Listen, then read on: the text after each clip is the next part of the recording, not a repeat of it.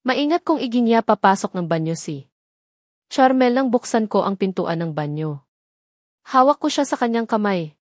Habang nangingiti ako sa sobrang excitement. Yes, makaka-score na ako after 4 months of being tigang. Akala ko talaga. Palilipasin ko pa ang 2 buwan kapag naipanganak na niya ang aming panganay. Bago ako maka-score. Salamat na lang talaga sa malibog at pasaway kong pinsan dahil mararamdaman ko na muli ang butas na nagbibigay ng walang humpay na sarap sa akin.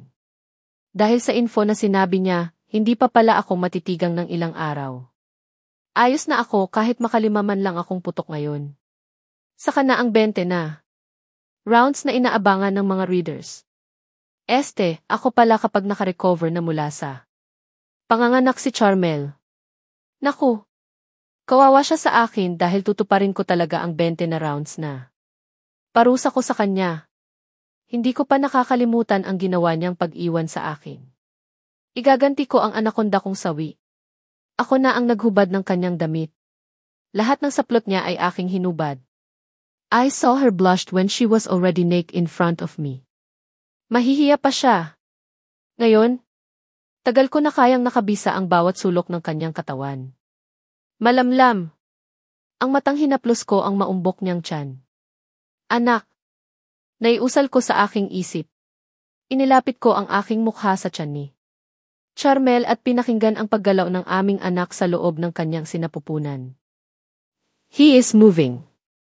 I exclaimed. Tiningala ko si Charmel na nakatingin lang sa akin habang nakangit. Say hello to daddy, baby, she said. After she uttered those words, gumalaw pa ang baby namin sa loob. Natutuwang hinaplos ko ito at kinausap. Lang araw na lang, lalabas na siya sa mundong ito. I will be the best father for him. Ituturo ko na isang babae lang dapat ang mahalin niya habang buhay. Kagaya ko, iisang babae lang talaga ang minahal ko. At masaya ako na kami ang nagkatuluyan. Sa bandang huli ni Charmel, ang mahalin niya ako ay ang tanging hiling ko noon, pero isa pa sa pangarap ko ay ang magkatuluyan kami at magpakasal sa takdang panahon. Heto na yon, natupad na ang lahat ng gusto. Wala na akong mahihiling pa. Sa Diyos. Love you, baby boy. Be good to mommy, wag mo siyang pahirapan mga anak. Okay. After kissed her tummy, umayos na ako ng tayo at nagsimula na ring maghubad ng aking mga damit. Nakatingin si Charmel sa akin habang naghubad ako. Nang ang underwear ko na. Ang isunod ko ay mabilis siyang nag-iwas ng tingin sa akin. Matigas na kaagad ang aking sandata nang mahubad ko ang aking pang-ibaba. Malakas pa rin talaga ang epekto niya sa akin buntis man siya o hindi. I held her hand and walked inside the shower. Kaagad kong tinimpla ang tubig sa shower at saka ito binuksan at sabay kaming tumapat dito. Hinawakan ko sa balikat si Charmel, nagkatitigan kami at pagkatapos ay dahan. Dahan na bumaba ang mukha ko sa kanya at kaagad na inapuhap ang kanyang labi. Banayad ang bawat hagod ng labi ko sa kanya. Ninanamnam ko ang tamis ng kanyang labi na matagal ko rin na hindi natikman. Ako ang umungol. Her lips taste sweet. Mukhang naiwan pa sa labi niya ang strawberry shortcake na kinain naming desserts kanina. Kumapit siya sa leeg ko nang mapusok ko ng halikan ang kanyang mga labi. Vince! Tawag niya sa pangalan ko nang saglit akong tumigil para sumagap ng hangin. Yes, baby girl. Humiwalay ako sa kanya para makahinga siya ng maayos. Nasabi ko na ba sa iyo kung gaano kita kamahal, anya habang habol ang kanyang paghinga. Hindi pa, Berize, medyo nautal na sabi ko. Lumakas ng sobra ang tibok sa dibdib. Di pa niya sinasabi kung gaano niya ako kamahal. Pero kahit hindi niya sabihin sa akin, ramdam ko naman kung gaano ako kamahal ni Charmel. Alam mo na sobrang mahal na mahal kita, hindi ba? Tumango ako. Sabi ko nga kahit hindi niya sabihin, ramdam ko ito. Pareho ang tibok ng aming puso, iisang pangalan lang ang tinitibok nito. If others can love 2 or more women in their lives. Ako, since she was yaong naging loyal na ang puso ko sa kanya. I admit hindi siya ang first time ko sa lahat. First kiss, first hug, first paglalaro ng apoy, but I am proud to say that she will always be my first love. Hindi man ako ang first love niya, I am happy because I am her last. At alam mo namang mas mahal kita, baby girl. As can give you the world, I can fight for our love. Napatunayan ko naman yan, hindi ba? Vince. Kaya naman sobra kitang mahal. Sana hindi ka magbago, sana kung gaano mo ako minahal noon, ganoon din sana kapag tumanda na tayo. Siyempre naman ipapadama ko pa rin ang init ng aking pagmamahal sa iyo. Aalagaan kita kahit tayo na lang ang matira rito sa mansyon. Tatandaan ko iyan, ha? Yes, baby girl. You're always big guy, baby girl. I love you. I love you too, you thy tenders. What? Nagsalubong ang kilay ko sa aking narinig. Ayun na sana happy moments ko na to, kilig moments. Bakit biglang nambabatrip siya? Tenders? Who? Me? Aba talagang nakalimutan na niya yata ang 20 rounds na banta ko. 10 rounds pa nga lang suko na siya, what more kung totohanin ko ang banta ko? Narinig ko naman siyang bumunghalit ng tawa. Sorry, Vince. Charot lang, di ka na mabiro, anya habang natatawa. Ulitin po pa yan, Charmeline. Tutuloy ko ngayon din ang 20 rounds na. Parusa mo, banta ko habang hawak ko siya sa kanyang baywang. All takot ako. Isa, di. Tumawa na naman siya ng malakas na lalong kinainit ng ulo ko.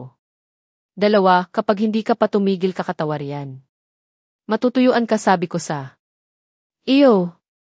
Na, titigil na po lolo. Char, hindi ko na natuloy ang sinasabi ko dahil nangunyapit na sa leg ko si Charmel at kinuyumos ako ng mapusok na halik sa aking labi. Gusto ko sanang magprotesta dahil nagagalit ako sa pagtawag niya sa akin ng Tenders at pero nagbago ang isip ko dahil gumanti ako ng halik habang alalay siya sa kanyang likuran. Sabay kaming napaungol dahil sa halik na aming pinagsasaluhan. Wala pa rin. Talaga akong kasawaan sa paghalik sa kanya. Parating first time sa akin kapag hinahalikan ko siya.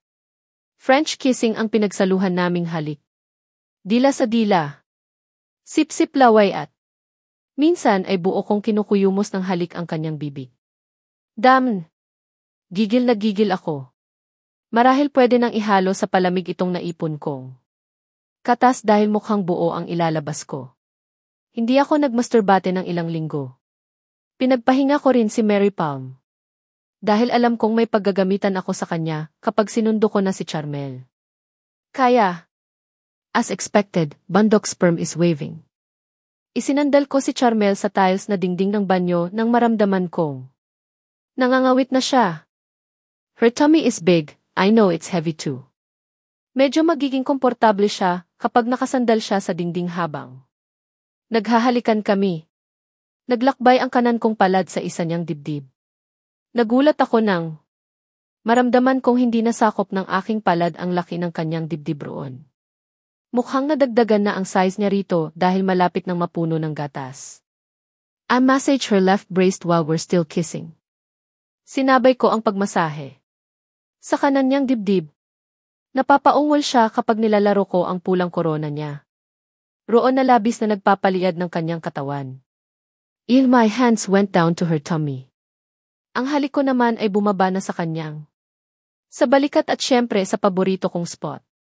Her yummy boobies. I kissed and licked her. Banayad lang ang paghalik at pagdila ko rito. Dahil ayokong lumabas ang gatas na para sa anak ko. Her first milk is very important to our baby dahil sa colostrum content nito. Nagtiyaga na lang ako na dilaan at halikan siya roon. Sabi ko nga babawi na lang ako next life. What mean, next month kapag fully recovered na siya. Vince, daing ni Charmel ang laruin ko ang kanyang perlas ng silangan. Gumagawa ako ng circular motion kanyang tinggil na nagpapalawa ng kanyang I wanna lick Herder pero sabi ngob niya bawal na raw so maghihintay na lang talaga ako. Hanggang sa makarecover siya. Babawi talaga ako ng bongga dahil kahit ihi niya ay hindi pwede. Sinabik niya ako ng bongga kaya sobra ko siyang susulitin. 20 rounds is waving next month. Can't wait for this time to come. Binuhat ko si Charmel palabas ng banyo. Hindi siya komportable na roon kami. Sa banyo mag-love making. Her tummy is big and I know mangangawit siya kapag matagal kaming nakatayo roon. I'll lay her on the bed while we were staring at each other. Pagmamahal at pagnanasa ang aking nakikita sa kanyang mukha. Gayon din naman ako sa kanya. Vince, she called you my name. Yes, baby girl. I ask. Ibangon mo ko, pwede? Uy. Anong gagawin mo? Tanong ko nang may pagtataka. Ako muna ang magpapaligaya sa iyo, Vince. Aayam ko na mismo ang iyo. Pagsubo ko sa iyo, anya habang kagat-kagat ang kanyang hintuturo. Pulang-pula na.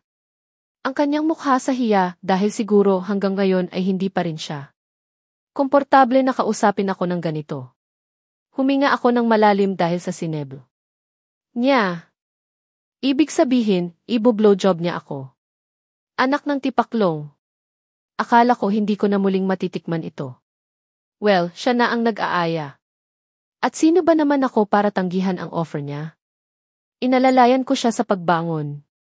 Tinulungan ko siya na makaupo sa ibabaw ng kama. Nang komportable na siya ay saka ako tumayo sa gilid niya at naghintay ng kanyang go signal. Vince! Tawag niya, halika ka na bago pa magbago ang isip. Dali-dali naman akong lumapit sa kanya at pumwesto na sa kanyang harapan. Mahirap na at baka biglang magbago nga ang isip niya. Proud ako na tumayo sa harapan niya. Hinawi ko ang aking buhok at itinali ito sa aking likod. Gusto kong makita ng malinaw ang ginagawa niya sa sandata. Nakita kong napalunok si Charmel nang makita niyang proud na nakatayo na ang alaga. Napangisi ako dahil mukhang hindi niya inaasahan na sobrang handang. Handa na ako. Matigas pa rin kasi ang alaga ko at alam kong hindi ito basta-basta. Lalambot kapag kaharap ko si Charmel. Tiningala muna ako saglit ni Charmel bago niya inilapit ang kanan niyang palad sa alaga ko. At hinawakan ito. I gasped when felt her warm hand on his body. It feels good to be held like this. Bumabawi si Charmel, ito ba ang naisip niyang pambawi ng layasan niya ako? Parang gusto ko na lang ulit siyang lumayas kung may pa-blowjob naman siya. Sa pagbalik niya. Pero syempre naisip ko lang naman to, ayoko na yatang maulit. Iyon dahil baka sa mental na ang bagsak ko nito kapag nilayasan niya ulit ako. Naisip ko lang, masarap sa pakiramdam kapag may pagkukusa ang mahal mo na. Paligayahin ka sa kama. Iba iyong sarap na mabibigay niya lalo na at hindi pinilit. Nasambit ko nang magsimula na siyang laruin ang aking alaga. Tinaas baba na niya. Ang kamay niya habang nakatitig siya rito. Humawak ako sa balikat ni Charmel. Nang bumilis na ang pagtataas baba niya sa alaga ko. Halos pigilan kong umungol. Nang malakas dahil sarap na sarap ako. Nang mangawit si Charmel sa kanyang ginagawa ay inilapit niya ang kanyang ulo sa aking alaga at dinilaan ang ulo nito habang sakal pa rin niya ang katawan ng akin. Dinidilaan niya ito na parang isang masarap na ice cream na nakalagay sa isang apa. At cursed when she licked my hole in the anaconda. Pinaglaruan niya ang butas ng aking habang sakal pa rin niya ang katawan nito. Napatingala ako sa kisame at ninamnam ang kanyang ginagawa. Nakakakiliti. Parang mapapahiyaw ako ng malakas. Dahil sa kanyang ginagawa. Patuloy lang siya sa kanyang ginagawa at hindi ko na naman mapigilang umungol. Nang ilang ulit. She is so expert, wala akong maipintas. Salamat na lang talaga sa saging, talong at hotdog na kanyang pinagpraktisan. Pangako ko sa sarili ko na di ko na pagsiselosan ang mga ito. Dahil sa mga bagay na to, natuto ang Charmeline ko. Until she started to kiss and suck the head of everybody. Sinubo na rin niya Ito ng buo pagkatapos at labis na nawiwindang ang isip ko dahil sa sobrang sarap. Oh, Charmel. I moaned in so much pleasure. Ang sarap lang talaga ng kanyang ginagawa. Babawi ako kapag nakapanganak na siya. For now, magtitiis muna ako sa pagkakamay sa kanyang hiyas at pagpasok sa kanyang butas. Siguro naman habang magkalayo kami noon ay hindi niya nagawang magsarili. Kung ayos lang naman sa akin, basta hindi ibang tao ang kanyang pinagpapantasyahan. She sucked and licked me still. Mabubuwang na talaga ako at pakiramdam ko. Malapit na akong labasan. May hinihintay ako na gawin niya at hindi naman ako nabigo dahil ni deep throat na niya ako. Sinabunutan ko siya ng marahan sa kanyang lilo upang suportahan siya sa kanyang ginagawa. Alalay lang ako para hindi ako mabibitin sa ginagawa niya. Oh! Di ko napigilang umungol ng malakas ng isubo ng buo ni Charmel ang sandata ko. Naramdaman ko na sumagad ito sa kanyang lalamunan na halos ikaduwal niya. Nakita ko pa na naiiyak siya, ngunit hindi naman niya iniluwaang anakonda ko at pinagpatuloy lang ang pagsubo ng buo sa sandata ko. Aanak ng tipaklong. If! Tuloy-tuloy akong ni deep throat ni Charmel hanggang maramdaman ko ang panginginig ng aking katawan at pagbuo ng kung anuman sa aking puson. Lang babataas pa ay saka ko na naramdaman ang pagbulwak palabas ng aking katas.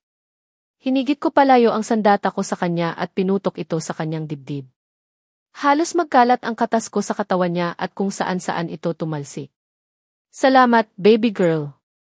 Ang sarap ng ginawa mo sa akin, ani ko habang nakatitig sa katas ko na dumaloy na pababa sa kanyang puson.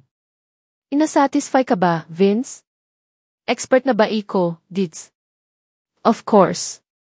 Naglakad ako papunta sa gilid ng kama at inabot ang wet wipes. Humugot ako ng 5 sheet at kaagad na pinunasan ang kumalat kong katas.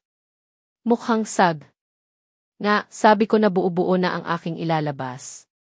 It's invader now to pleasure you baby girl, wika ko kay Charmel nang malinisan ko siya. Sige, Vince.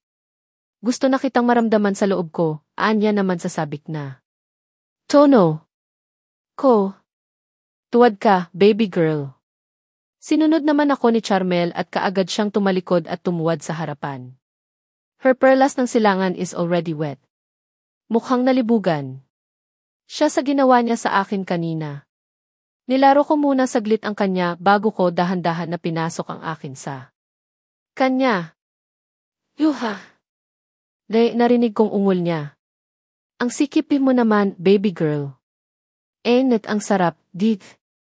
4 na buwan kaming walang paglalaro ng apoy, kaya sobrang sikip niya. I started to move slowly. Dinadama ko muna ang sikip ng kanyang butas at init ng kanyang hiyas na sumasakal sa aking pagkalala. Feels so good. This is heaven. Aha. Oh. Ito ang tanging maririnig sa loob ng silid at ang ingay ng pagsasalpukan ng aming katawan. Oh, Vince. Bilisan mo na, Malapit na ako, daing ni Charmel ng walang humpay akong bumayo sa kanyang likuran. Walang kapaguran akong bumayo ng bumayo habang alalay lang ako sa pagkadyot. Hindi nawawala sa isip ko na kailangan kong mag-ingat dahil malapit na siyang manganak. Isang malakas na sigaw ang ginawa ni Charmel nang marating niya ang rurok ng kaluwalhatian. Gayon din ako dahil pangalawang beses ko na to. Love you, baby girl, sabi ko habang habol ko ang aking paghinga. I love you too, Vince. Hinugot ko palabas ng kanyang hiyas ang aking alaga na basang-basa sa pinaghalo naming katas.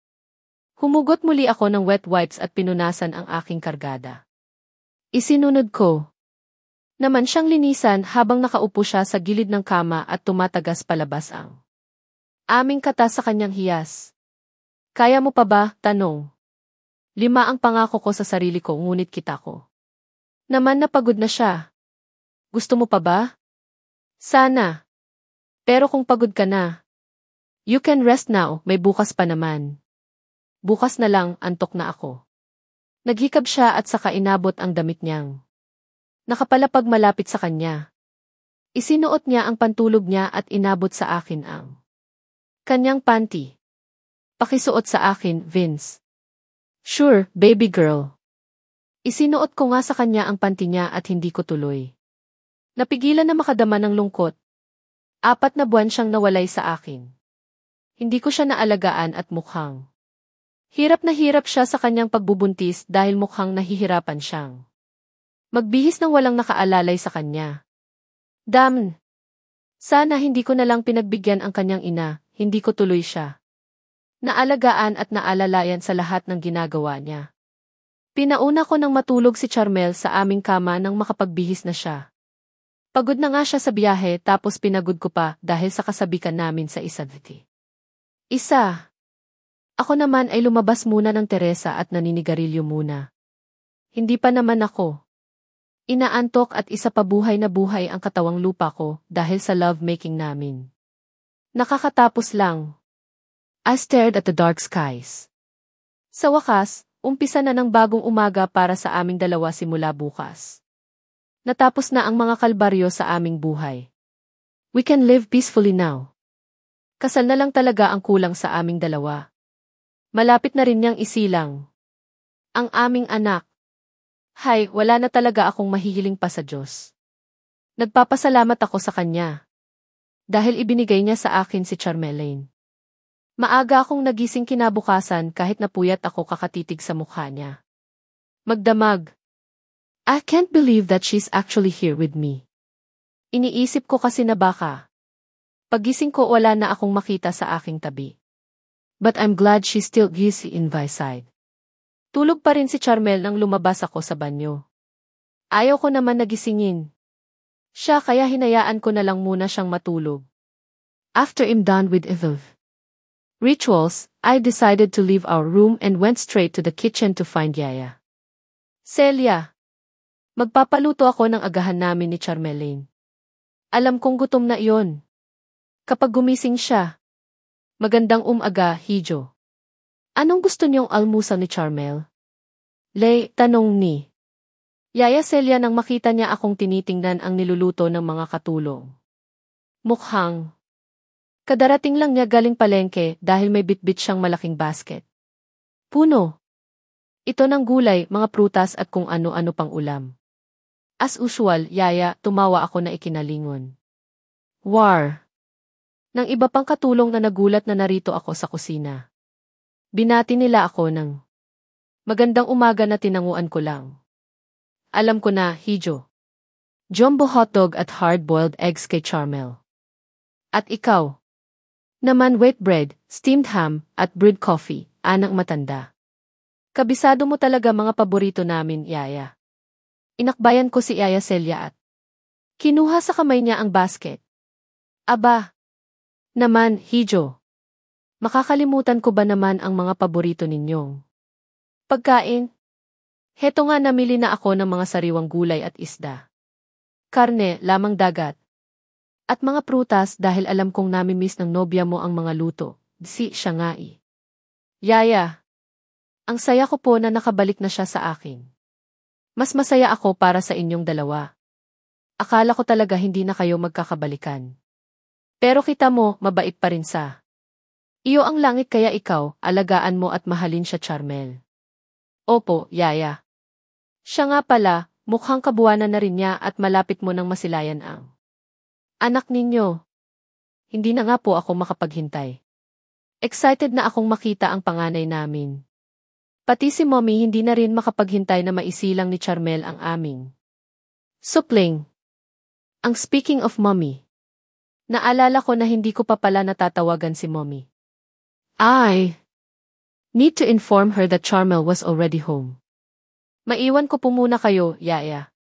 Tatawagan ko lang po si Mommy para ipaalam na nakauwi na si Charmel. Naku! Matutuwa si Vicenta niyan lalo na at malapit na niyang makita ang kanyang apo. Opo, Yaya. Uwi po siya kapag nanganak na si Charmel. Lumabas ako sa may garden at doon tinawagan ko si Mommy sa cellphone. Saglit lang naman ang naging pag-uusap namin dahil may pupuntahan sila ni Daddy. Excited silang pareho sa nalalapit na panganganak ni Charmel. Wish ko lang na sana ay hindi siya mahihirapan sa panganganak. Hindi ko alam kung paano ko siya aaluin kapag nagkataon dahil pati ako ay ninenerbiyos. Iniisip ko pa lang na malapit na siyang manganak ay nanginginig na ako ng sobra. Gusto ko nga manatili na lang ako sa bahay at hintayin na makapanganak siya. Si mommy at ang mama niya ang sasabihan ko na sumama kay Charmel sa ospital. Tutal uwi na si mommy sa makalawa. Tapos ang mama naman ni Charmel ay sa katapusan pa ng buwan uwi ng Amerika. Kailangan ko silang makausap agad dahil wala talaga akong lakas ng loob na samahan si Charmel. Baka ako ang unang himatayin sa nerbiyos kapag nagle-labor na siya. Bumalik ako sa loob ng bahay at dumiretso sa taas sa kwarto namin. Nadatnan ko na si Charmel nagising at mukhang bagong paligo. Amoy ng vanilya at rosas ang humahalimuyak sa paligid. Namiss ko ang amoy niyang ito na labis kong kinaadikan na singhutin. Pwede kayang makaisa ngayong umaga? Bitin ako sa lovemaking namin kagabi. Dahil nakadalawang putok lang ako. Ang pangako ko sa sarili ko ay 5. Tapos, 20 rounds naman sa mga readers kapag nanganak na si Charmel.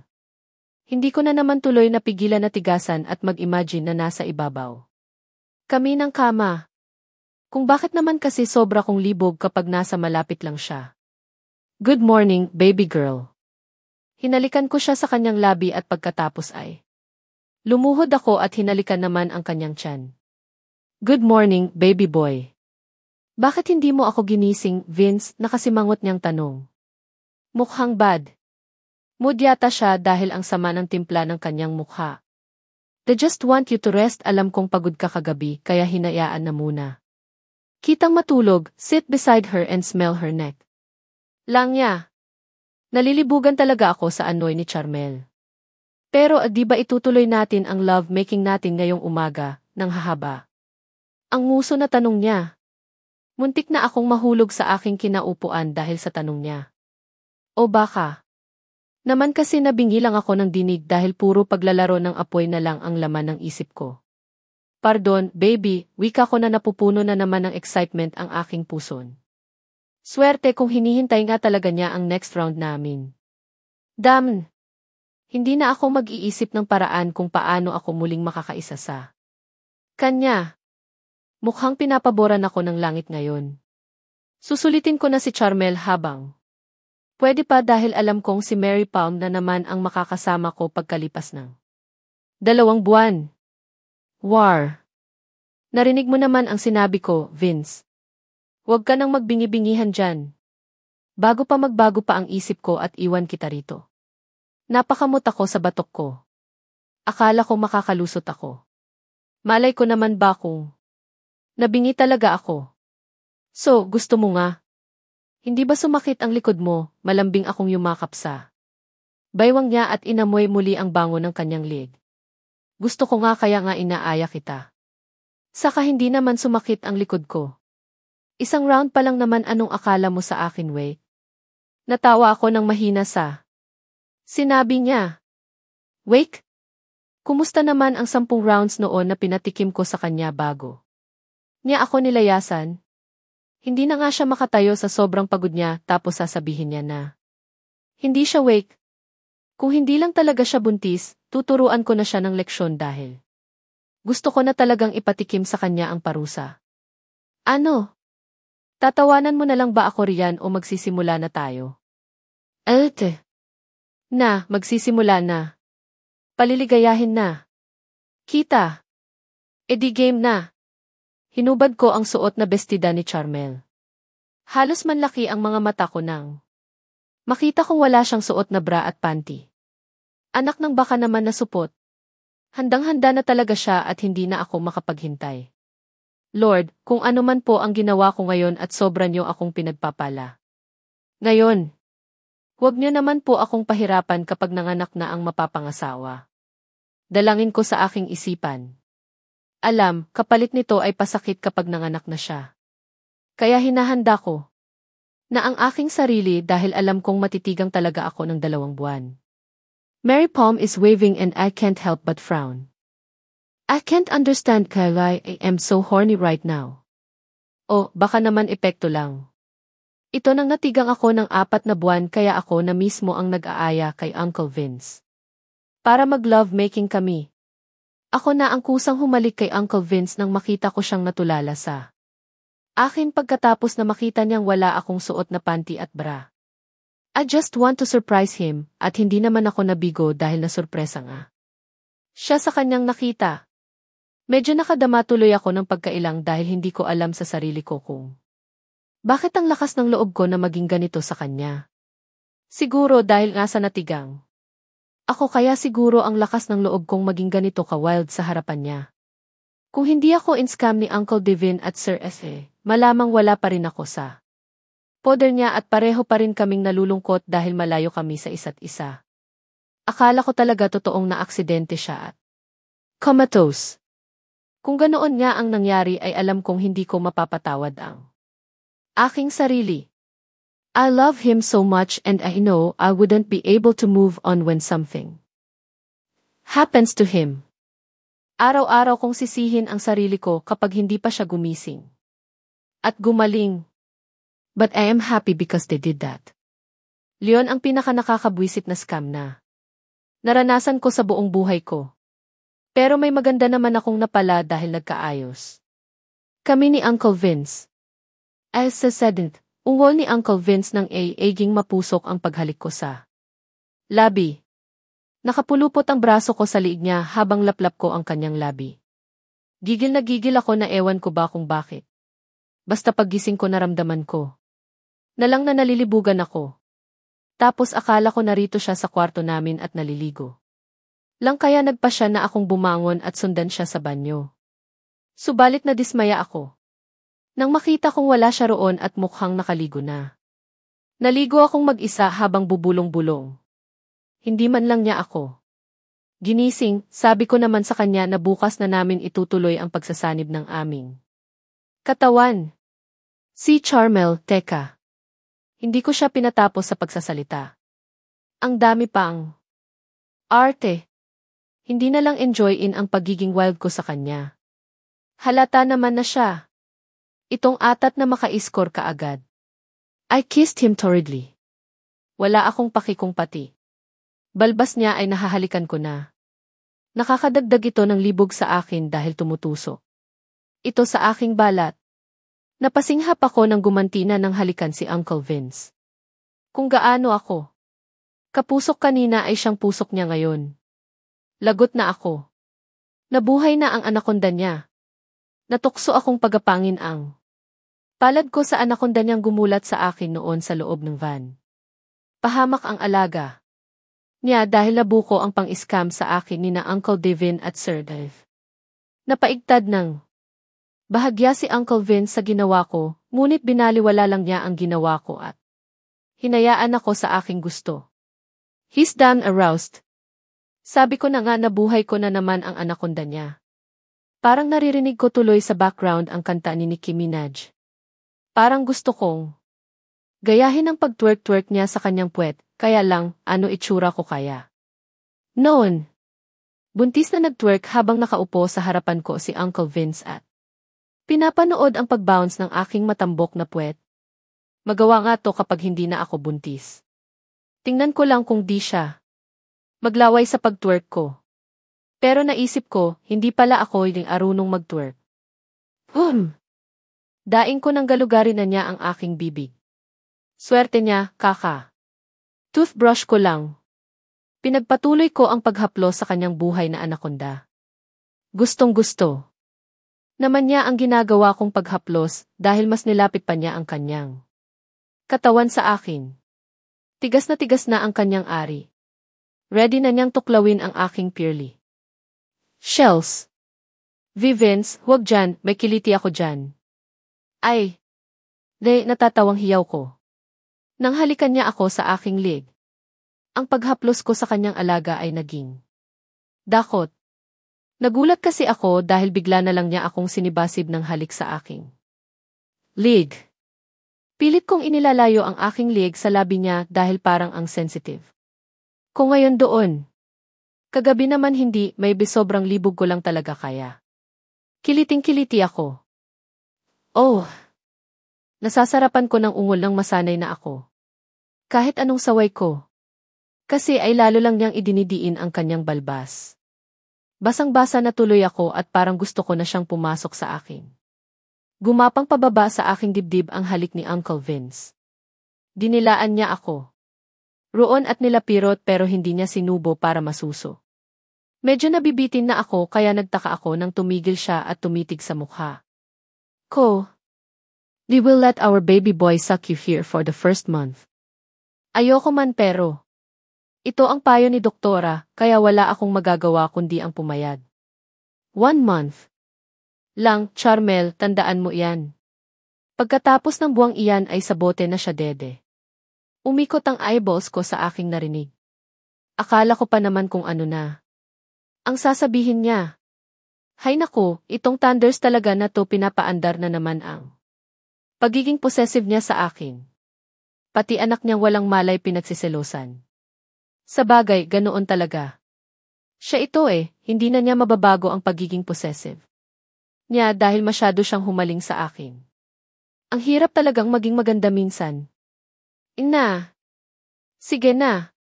Ikaw na ang masusunod. Tama na ang satsat, okay. Tuloy na. Natin to dahil nabibitin na ako, reklamo ko. I heard him chuckle. Kita mo to, talagang nakuha pang tawanan ako. Kapag ako tinopak, bahala siyang maglaro mag-isa sa sarili niya. O kaya ikiskis na lang niya sa pader. Para matanggal ang kati. Sorry na, baby girl. Na, heto na, ipapasok ko na. Pinatuwad ako muli ni Vince. Nakaharap ako sa kama habang nakatukod ang dalawa. Kung kamay dito. Ito ang pinaka-the best na posisyon na pwede naming gawin dahil malaki na ang aking tiyan. Takot din naman siya na baka mapaano ang baby kahit safe pa naman na. Magpaglalaro ng apoy cam. Og.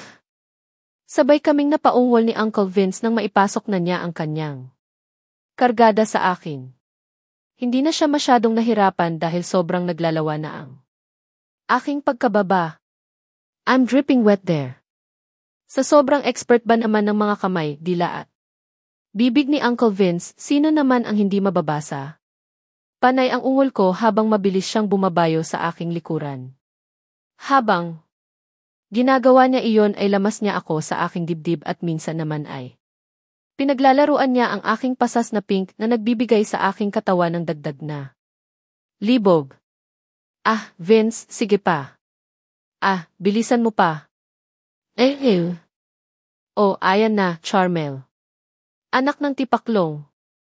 Yee! Para kaming sirang plaka na paulit-ulit na umuungol. Ang sarap naman kasi. Lalo na at sobrang tigas at laki ng anaconda ni Uncle Vince. Punong-puno ang aking at ni hangin ay hindi makadaan. Anak ng tipaklong. Incoming. Ako rin naman gusto kong sabihin sa kanya. Pero nakulong ang hiyaw ko nang isubsob ko ang aking mukha sa unan. Bumagal ang pagbayo ni Uncle Vince hanggang sa hinugot niya ang kanya at pareho kaming hinihingal na humiga sa kama. Kaya pa ba, baby girl? Tanong niya nang mahimasmasan siya. Tigil muna, nagrereklamo na si baby boy. Kain na muna tayo ng almusal, ani. Kunang maramdaman ko ang pangangasim ng aking sikmura. Mas inuna pa kasi ang libog kaysa sa pagkain. Hinang-hina tuloy ako na tumayo. Habang binibihisan ako ni Uncle Vince. Siya na ang nagpaligo sa akin sa banyo tapos. Heto at binibihisan pa niya ako. Ang swerte ko talaga sa kanya. Naisip, swerte na ako noon sa kanya dahil galante siya magbigay ng regalo. Naalala ko noon na bawat birthday ko ay present. Siya. Yon pala, talagang pumupunta siya sa amin dahil gusto niya akong makita at makasama sa importanteng araw sa buhay ko. Hindi ko man lang napansin noon na may lihim na pala siyang pagtingin sa akin. Hindi ko rin alam na pinagkasundo ako ng mga magulang ko sa kanya dahil sa pera. Yumaman sina daddy at mommy dahil sa kanya at ang kapalit ay ako dahil gusto niyang mahalin ko rin siya pagdating ng tamang panahon. Heto na nga iyon. Sana lang hindi niya dinaan sa dahas ang lahat. Sabagay, hindi naman niya hawak ang lahat. Maybe God has a plan for us, that's why He gave us a trial that we can solve. Anong iniisip mo, baby girl? Kasali ba ako riyan? Tanong ni Uncle Vince. Nang matulala ako saglit. Tapos na pala niya akong binihisan at mukhang kanina pa siya nakatanga sa mukha. Iniisip ko kung anong posisyon ang gagawin natin mamaya. Nagsawa na kasi. Ako sa dog style, sabi ko na natatawa. Nasamid si Uncle Vince sa aking pahayag. Namula ang kanyang pisngi habang hindi makapaniwala sa sinabi ko. Binibiro ko lang naman siya at mukhang affected siya. Marahil iniisip niya na sobrang libog na libog ako ngayon. Pambihira ka, baby girl. Kung alam ko lang na ganyan kakalibog nung kang. Pumayag ako sa gusto ng mama mo na hayaan muna kita sa kanila. Putangina. Ang laki. Pala ng sinayang ko. Napahalakhak na lang ako ng malakas sa kanyang himutok. Napakalibog talaga. Ano kaya pa? Mommy.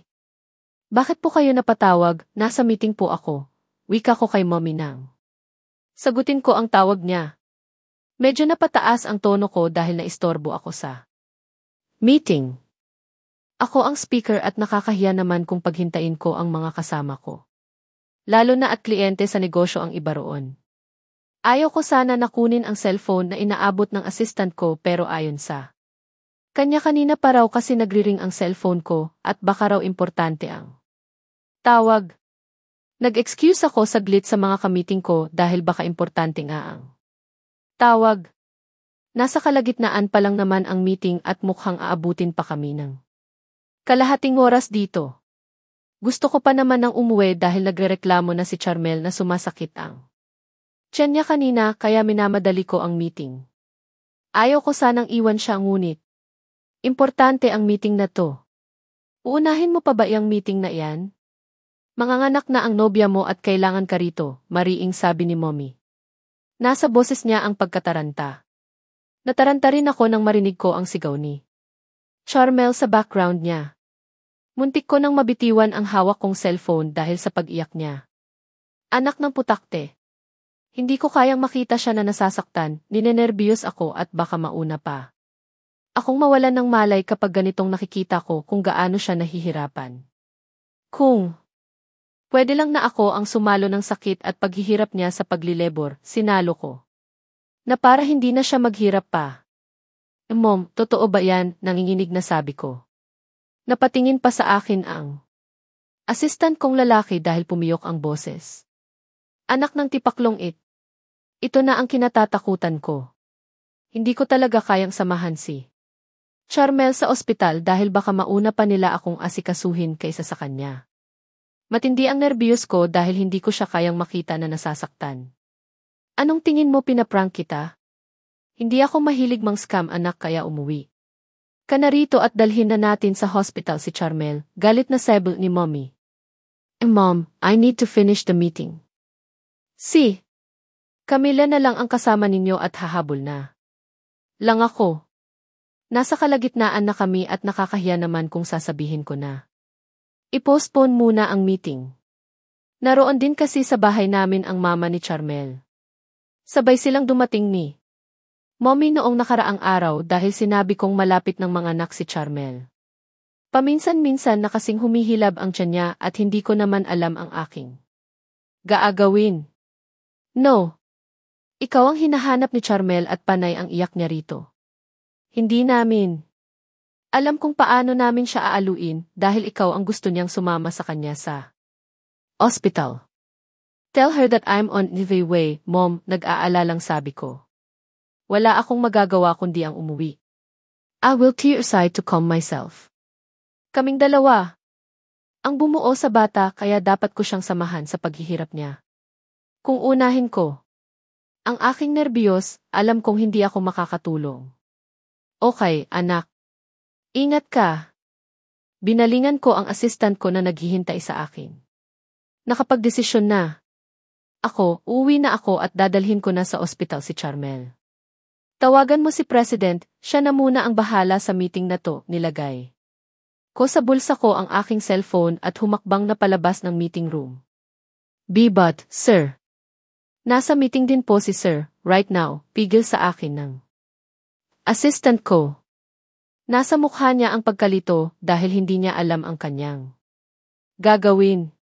Huminga ako ng malalim at pinilit mumiti. Nakatingin na sa amin ang ilang kliyente at mukhang naiinip na sa akin na ipagpatuloy ang meeting. Sorry na lang sila dahil hindi ko na itutuloy ang meeting. Ang presidente na muna ang bahala rito, tutal, alam naman niya ang kanyang gagawin. Don't care. Sabihin mo na unahin muna ito dahil aalis ako. Manganganak na si Charmel at kailangan niya ako roon. But sir, ikaw na ang bahala rito, may tiwala ako sa inyo. Bawi na lang ako sa sahod. Mo. Nakita kong nalaglag ang balikat ng assistant ko. Mabilis siyang nagdial sa kanyang cellphone at alam ko nang magagalit sa akin ito si President. Well, mas importante sa akin ang mag-ina. As drove as fast as I could. Wala akong dalang bodyguard ngayon dahil sabay. Sabay silang nag-day off, malapit lang naman ang mansyon sa opisina ko kaya hindi na ako nag-abala pang mag-drive sa driver. Nadatnan ko sina Mommy at Camilla na nakaalalay kay Charmel habang palabas sila ng mansyon. Tinawagan ko na kasi sila na malapit na ako at maghanda na sila sa aming pag-alis.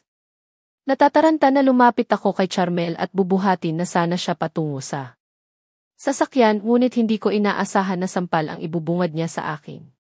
Napasinghap sina Mommy at Camilla at hindi makapaniwala na sinampal ako ni Charmel. Aano na naman bang kasalanan ko, baby girl? Hinaplos ko ang mukhang sinampal niya at ininda ang sakit ng pagtama ng palad niya rito. May nagawa na. Naman ba akong mali? Narito na ako, oh. Bakit ang tagal mo? Kanina pa niya gustong lumabas, aray, buwisit ka. Vince, hindi ka na makakaulit sa akin. Kaang sakit. Aray, buwisit ka. Napakamot ako sa batok ko habang hiyang-hiya ako sa harap ni na Mommy at Camilla. Dahil sa mga lumalabas na salita sa bunganga ni Charmel. I understand her, I know how painful she is feeling right now. Sabi ko nga, kung pwede ko lang nasaluhin ang sakit na nadarama niya ay sinalo ko. Ninenerbiyos na rin ako dahil kitang-kita ko ang paghihirap sa kanyang mukha. She is crying and I don't know if I can take it. Hush, baby. Kaya mo iyan. Please tear aside to calm yourself. Hinga ka ng malalim. Parang ganito, pinakita ko sa kanya ang tinuro sa akin ng serogi niya pero isang malakas na sampal muli ang pinatikim niya sa akin. Napasinghap na naman sina Mommy at Camilla. Hindi man lang nila awatin si Charmel. Ang sakit kaya ng sampal niya. Lalo na iyong sampal niya na mag-asawang sampal na may kabit. Napadugo kaya niya ang bibig ko dati. Putsa. Kung di ko lang siya sobrang mahal ay baka tinamaan na siya sa akin. Pero syempre I won't do that again. If noon naging marahas ako sa kanya at mapanakit, ngayon nidulo ng buhok niya ang ayokong saktan. Ayaw umubra niyan sa akin, Vince. Bakit kasi binuntis mo ako agad?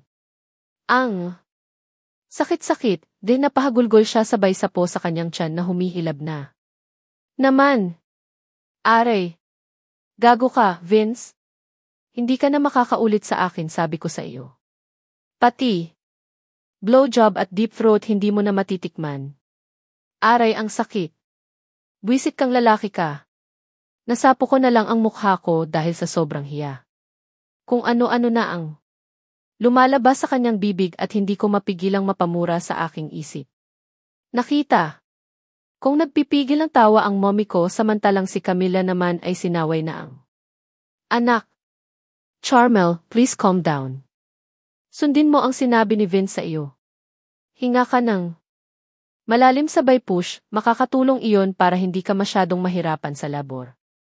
Mo. Ganyan talaga yan, anak. Huwag mo namang saktan ang nobyo mo at pagsalitaan. Nang masama. Pareho ninyong ginusto yan. Ang isipin mo ngayon ay safe mo na mailabas. Ang baby ninyo. Mabuti pa ang mama niya relax lang habang pinagsasabihan si Charmel, samantalang ang mommy ko nagawa pa akong pagtawanan.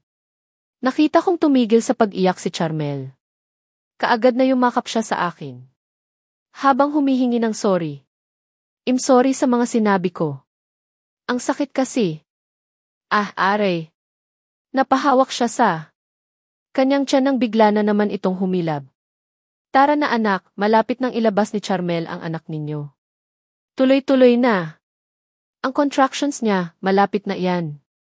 Baka sa sasakyan pa siya manganak kapag tumunganga pa tayo rito. Nataranta na naman ako sa sinabi ni mommy. Masasayang ang oras kapag puro daldal na lang kami rito. Kaagad kong binuhat si Charmel papunta sa sasakyan. Sobra na akong ninenerbiyos dahil panay na ang sigaw niya. Nakita ko pa na may dumaloy na dugo sa kanyang hita at mas lalo akong nataranta. Naninikip na ang aking paghinga. Mukhang hihimatayin pa yata ako kapag hindi ko nirelax ang aking sarili. Matapang akong tao, wala akong kinatatakutan. Itong panganganak lang talaga ni Charmel ang sobra kong kinatatakutan. What if hindi niya buhay mailabas ang baby? What if may masamang mangyari sa kanya habang naglilabor siya? Maraming what if sa utak ko at ito ang labis na kinatatakutan ko. Maraming cases na ganito at hindi ko gusto na mangyari ito sa kanila ng anak ko. Nag-drive ako ng medyo mabilis. Malayo pa ang ospital ni na Justin at aabutin pa kami ng 20 minutes sa kalsada. Good thing tinawagan ko na siya kanina at nakaredy na ang team ng magpapaanak sa kanya. Vivens, bilisan mo. Hindi ko na kaya, nararamdaman ko na ang ulo ng baby natin. Ang sakit, please bilisan mo naman. Calm down, baby girl. We're getting in there, pagpapakalma ko kay Charmel. Ay, mommy, pakialalayan po si Charmel. Tingnan niyo po baka biglang lumabas ang baby. Baling ko kay mommy na panay ang haplos sa likod ni Charmel. Ang mama naman niya ay nakayakap sa kanya at panay ang alo sa kanya. Muli kong tinutok ang aking paningin sa kalsada. Kung wala sina mommy at mama ni Charmel ay alam kong di ko alam ang gagawin ko. Swerte ako dahil may ina akong maaasahan sa ganitong pagkakataon. Kahit papaano nawawala na ang nerbiyos. Malapit na kami sa ospital ni na Justin. Lang minuto lang ay papasok na kami. Sa gate ng ospital, nakita ko sa malayo ang nakahandang stretcher sa labas ng ospital. Naroon na rin ang serogigi ni Charmel at ilang nurse na alam kong nagre-ready na. Sa aming pagdating, maaasahan ko talaga si Justin, his team is always ready. Are Colvins, ang sakit. Lalabas na hal. Kaagad kong pinarada ang sasakyan at kaagad na umikot para alalayan sa pagbaba si Charmel. Marami ng dugo ang dumadaloy sa kanyang binti. Takot na. Napatitig ako roon at bumalik na naman ang mga what if sa utak ko. Nagsimula na naman akong nerbiyosin. Nakakahiya kapag hinimatay ako rito. Vince, don't think negatively. Makakasurvive sila, ito ang sigaw ko sa utak ko. Bawal ang mag-isip ng negative ngayon lalo na at anumang oras ay manganganak na siya. I silently say you. Prayer. Ito ang kailangan namin ni Charmel ngayon. Binuhat ko si Charmel habang dumadaing siya sa sakit. Kaagad na tinulungan ako ng mga nurse at kaagad na sinabi nila sa akin na ihiga na siya sa stretcher. Panay pa rin ang iyak at sigaw ni Charmel habang hawak ang kanyang tiyan. Hawak ko naman siya ng mahigpit sa kanyang kaliwang kamay at panay ang bulong ko na. Kaya niya ito at konting tiis na lang, alabas na ang baby. Papasok na kami sa delivery room pero natigilan kami ng malakas na napasigaw. Si Charmel. Kaagad na lumapit ang doktor at tiningnan ang ibabang parte ng katawan ni Charmel. Naibaba na niya ang underwear kanina ni Charmel kaya malaya na niyang makikita kung lalabas na ba ang baby. Kaagad naman akong humarang sa mga lalaking nurse na nakitingin din sa ginagawa ng Doktora. Umalis kayo. Hayaan niyo si doktora na tumingin sa asawa ko. Kaagad namang. Nagsilayo ang mga lalaking nurse habang nagkakamot sa kanilang ulo. Ano sila sinuswerte? Sinisilipan pa nila si Charmelin ko na narito ako at tinitingnan sila. Alam kong walang mali siya sa kanila na makakita ng ari ng babae. Pero iba ang epekto nito sa akin kaya huwag silang magkakamali. Congratulations, Mr. Osman.